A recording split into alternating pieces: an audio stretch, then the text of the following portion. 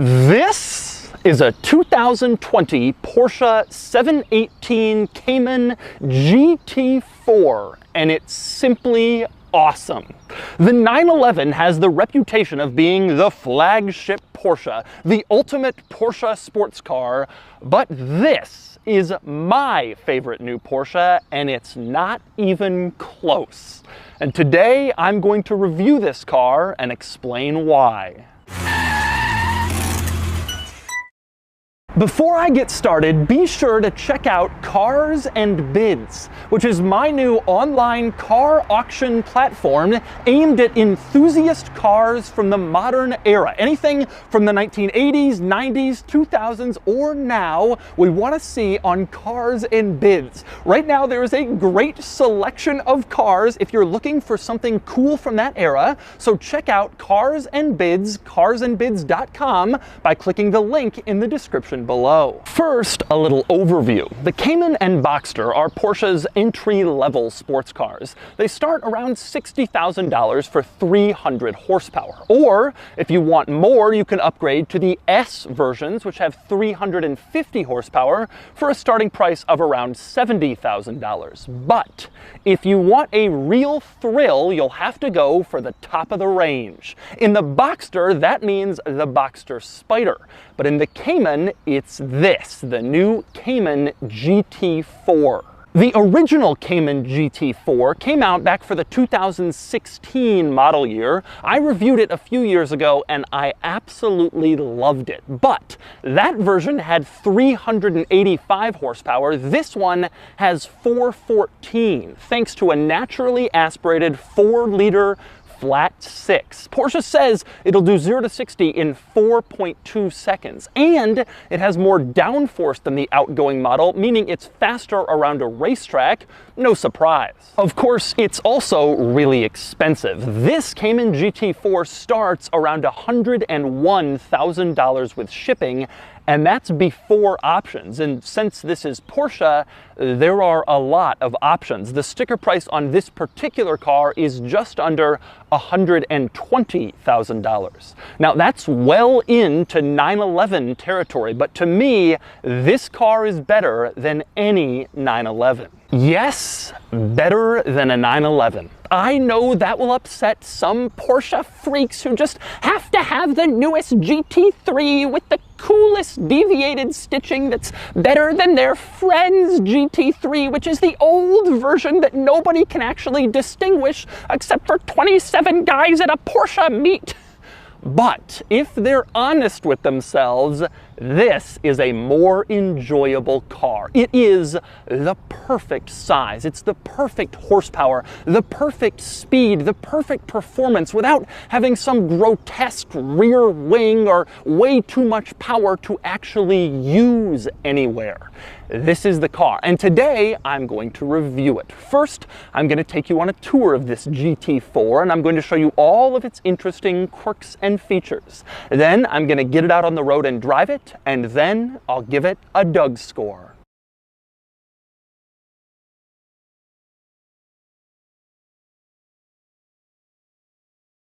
Alright, I'm going to start the quirks and features on the outside of the GT4 and discuss some of the styling touches that distinguish this from a regular Cayman. It's not really all that much, especially compared to some other new Porsche models like the GT3 RSs that have these giant wings and scoops and vents and really go out of their way to make sure you know you're looking at something different. In the GT4, one of the big distinguishing features is up front. You can see the bumper is far more aggressive than what you get on a normal Cayman. As you might expect, it's lower with larger intakes so air can get in, and it just looks more aggressive and bolder. Same deal with these vents on the side of the car. You can see they're larger than what you get in a standard Cayman, and of course they say GT4 on them to distinguish them just a little bit more. But by far the biggest difference between the GT4 and a standard Cayman on the outside is the wing. This giant rear wing back here. Not quite GT3 RS level, not even close, but still big for a car like this, and it does help this stand out from the traditional Caymans. Of course, it also provides extra downforce for serious track use. Now, speaking of upgrades on the outside of this car, I mentioned earlier that the GT4 has a starting price price of around $101,000, but this one has a sticker price of just under $120,000. One big reason for that increase is the brakes. This car has the optional Porsche carbon ceramic brakes, which are an $8,000 extra, so they really add to the price. Carbon ceramic brakes dissipate heat better than standard steel brakes, which is better for people who want to seriously use the car on the track. So the brakes cost $8,000 extra. The other really big option on this car is these seats. These tight sport bucket seats are $6,000 extra if you want to make the car seem racier and sportier to match the whole GT thing. So the base price is $101,000. This car's sticker is around $119,000, but those two options make up about $14,000 of that price increase. As for the seats themselves, they certainly do look sporty, but that also means they're pretty tight, especially on the bottom. They work for most body types, but they really grip you in place and they make getting in and out of the car a little harder. Frankly, it's hard to imagine paying $6,000 extra for these tighter, less comfortable seats, especially because they're not even power. These are manually adjustable seats that you have to pay way more money for. And yet, these seats are highly desired in the used market, I guess because this is what people want in their racy, sporty Cayman, these racy, sporty seats as well. If you want to maximize comfort, ditch them. Then again, you probably wouldn't want a GT4 in the first place. Now, speaking of the sporty seats, may I turn your attention to the center console, which I love because virtually every button is performance related. No automated parallel parking button here, no ventilated seat button. Instead, you just have sport stuff. One button is marked auto blip. If you turn that on, it will automatically blip the throttle as you downshift, just like a sports car should. Below that, you have a little suspension control button. You push that and sport suspension goes on, which makes the car ride even rougher than regular. I'll get to that when I drive it. Below that, you have two buttons that can turn off various electronic driver aids. The top one, ESC off, turns off stability control. The lower one, ESC plus TC, also turns off traction control in case you think you know better than your car's electronic systems. Those could come in handy on the racetrack. And beyond that, another important button in the center console on the other side is your exhaust button. You press that and it turns on the sport exhaust, which sounds a lot better than the normal one. I'll listen to that in a few minutes. Next up, one thing I absolutely love in this center console, among all of these sporty related buttons, one thing you won't find in here is a sport button. There isn't one. All modern sporty cars have a sport button, but not this car. I guess Porsche's thinking is the whole car is a sport button. If you get a GT4, you're not exactly going to want to cruise around in comfort mode, so you might as well just always make the car in sport mode, and I love that. Now, one drawback to these buttons in the center console is you still have blanks. I always complain about blank buttons, and here they are again staring you in the face. In this case, it's relatively okay given this car's character. It's a sports car. Stuff has been removed to save weight. I especially don't like seeing blanks on luxury cars, but I wish you could just not see them at all. That would be nicer than looking at blanks for options that you couldn't afford or didn't get. And of course, the last thing in the center console worth mentioning, and probably the most obvious, is the gear lever.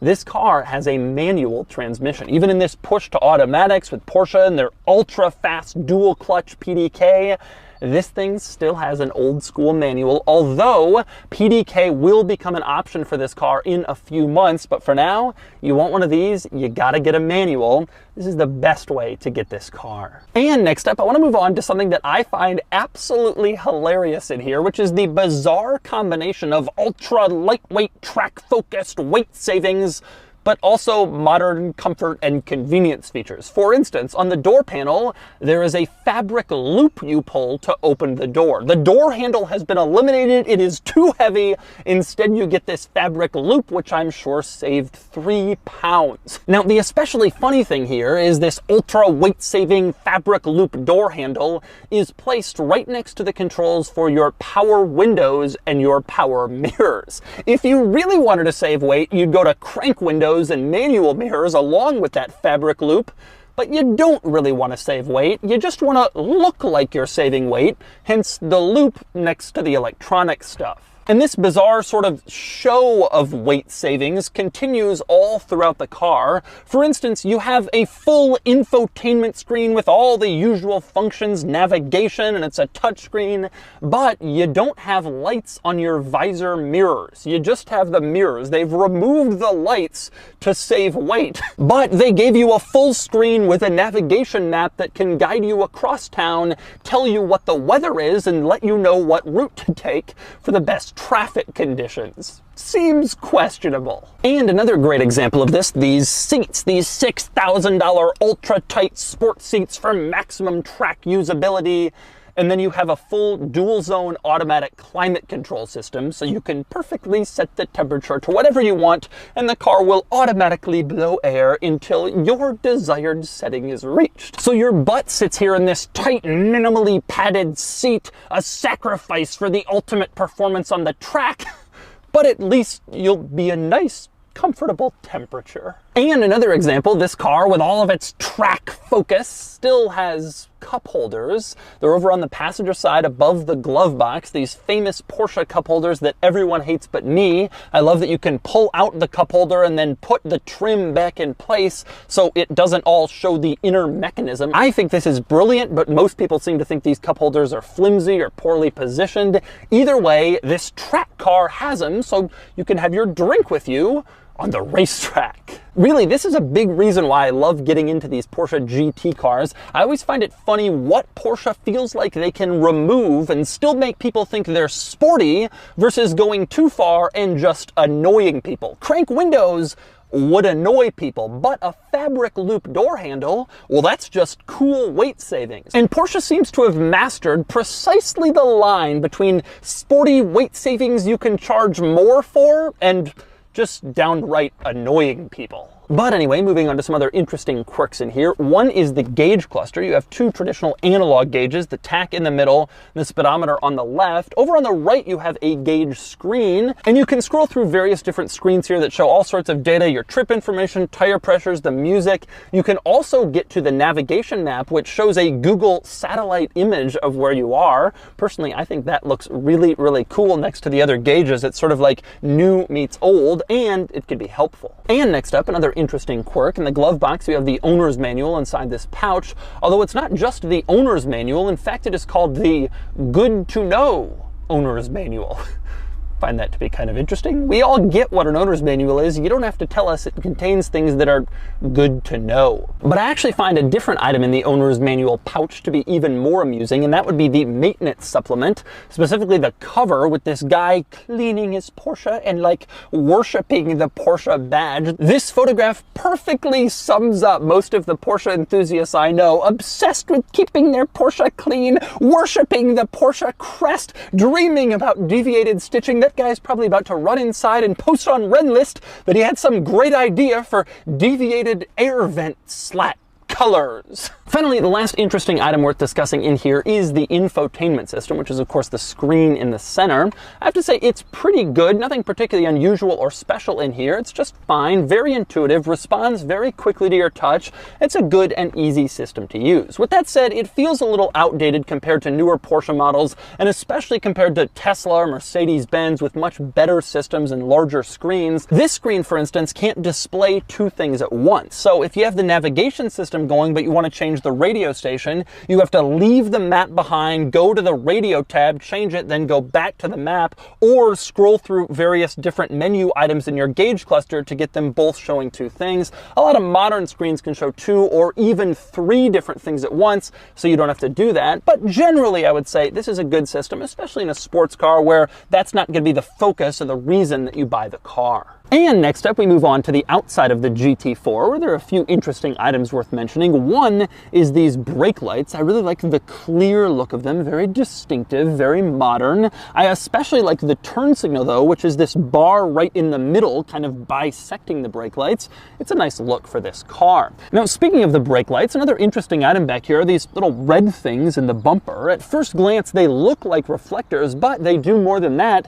This is also the location of the rear fog light. Turn on the rear fog light, you can see it lights up down here. You turn on this light in heavy fog, so drivers coming up behind you know you're there. So this little piece in the bumper is part reflector, part fog light. And speaking of rear lighting, another interesting quirk, all of the newer Porsche models are migrating to a full light bar across the back, but it's been a few years since the Cayman was redesigned. They're not ready to do that yet, so it has kind of a fake light bar across the back. This little black piece that joins the two brake lights, I think, is intended to look like a light bar and get the design in keeping with the other Porsche models, but it's not a light bar at all. It doesn't light up, it just sort of looks like one. And next up, I want to talk engine around back, since this is a mid-engine car. Now, base model versions of the latest Boxster and Cayman use a turbocharged 4-cylinder instead of flat 6 engines like they have in the past. And this has generated a lot of controversy and a lot of negativity. A lot of people think it negatively affects the character and the driving experience of the car. As a result, for the performance versions, the Cayman GTS and the GT4, Porsche went in the opposite direction and quite far. This car has a flat 6. Not just that, it's a 4-liter flat 6, quite a large engine, and it's naturally aspirated. No turbocharging here like basically every other modern sports car. So you get a GT4, you get a 4-liter flat 6, naturally aspirated, 414 horsepower, 309 pound-feet of torque, and like I said, 0 to 60 in about 4.2 seconds. I'm not sure how long Porsche can continue to get away with making engines like this, large, naturally aspirated flat 6s in the world of fuel economy regulations and turbocharging, but it's good while it lasts. And it sounds pretty good. Take a listen to this engine in sport exhaust mode.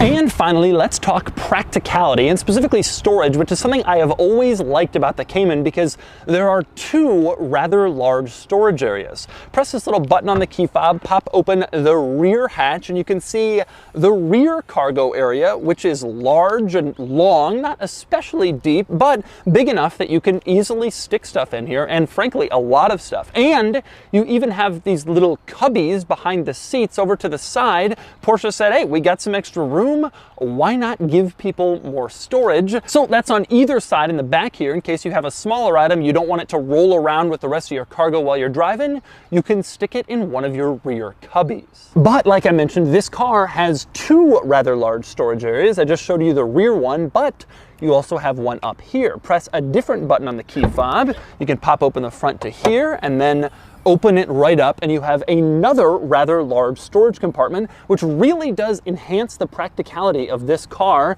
You have 2 places where you can put bags, luggage, whatever for a trip, which makes this a nice weekend getaway car with your sport bucket seats. And so those are the quirks and features of the new Porsche 718 Cayman GT4. Now it's time to get it out on the road and see how it drives. All right, driving the Cayman GT4.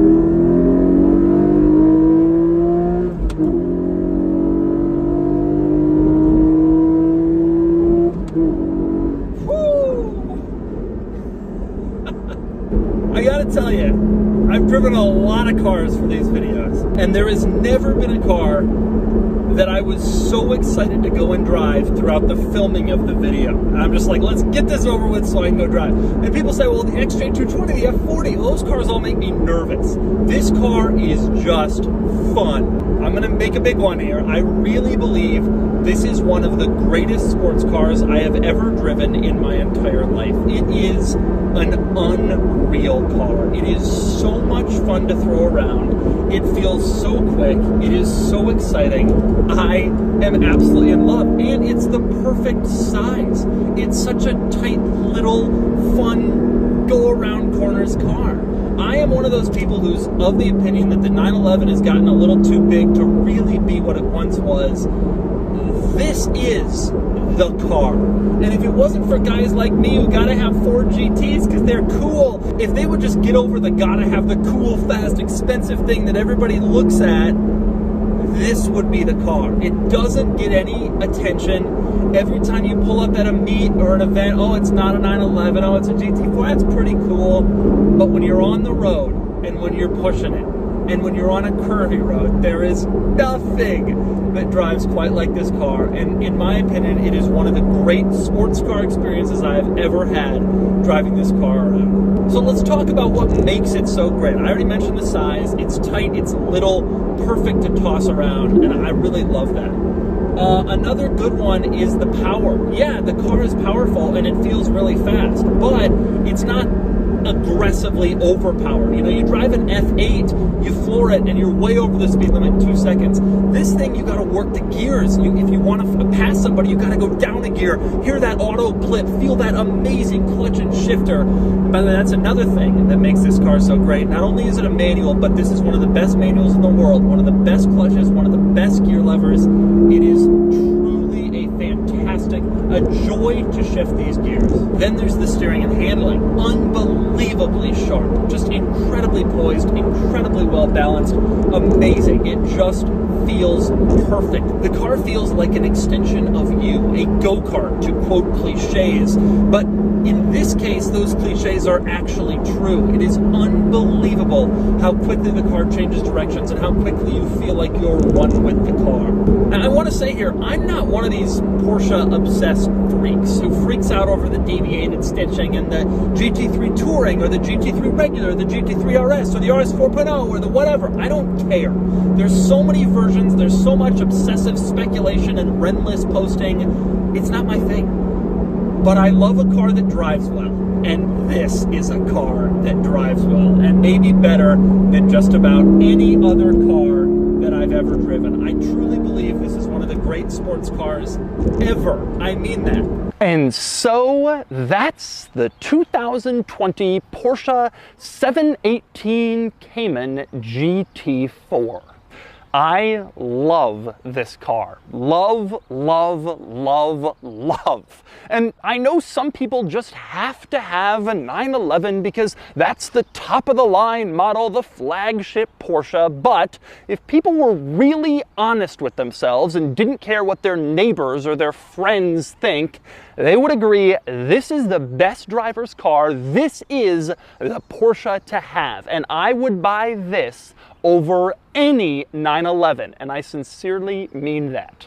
And now it's time to give the new GT4 a Doug score. Starting with the weekend categories and styling, this car looks nice, but with the huge wing and giant front end, it's more purposeful than beautiful, and it gets a 6 out of 10. Acceleration does 0 to 60 in 4.2 seconds, and it gets a 7 out of 10. Handling is wonderful, magical, just a little light in front, and it gets a 9 out of 10. Fun factor is amazing. The car is just so excitingly, thrillingly wonderful to drive. This is a huge decision, but I'm giving it a 10 out of 10. Cool factor is lower. To most people, it's just a Cayman, even though it's the Cayman, and it gets a 6 out of 10 for a total weekend score of 38 out of 50. Next up are the daily categories and features. This car is reasonably well equipped, but there's no big standout, and it gets a 6 out of 10. Comfort is below average. It's pretty rough riding, especially with these seats, and it gets a 4 out of 10. Quality is excellent. It's got a fantastic interior, and Porsche enjoys a good reputation, and it gets a 9 out of 10. Practicality, with only 2 seats, it gets the usual 2 out of 10. Finally, value, and I think this is a great one. This is a fantastic, fun car for half the money of many supercars that, frankly, aren't even as enjoyable. These also don't lose value like many other new cars, and it gets a 7 out of 10 for a total daily score of 28 out of 50. Added up, and the Doug score is 66 out of 100, which places it here against some other new Porsches and modern sports cars. The GT4 edges out the BMW M2 competition. The GT4 wins in the weekend categories, which makes sense. The GT4 also beats out the new 911 in the weekend categories, which is huge. Where the GT4 lags is behind the new C8 Corvette. The C8 is nowhere near as precise or as fun, but it's faster, and right now it's way cooler. But to me, the relative subtlety of the GT4 is kind of a selling point. To most people, it's just a Cayman. To me, it's some of the most fun you can have in a new car today.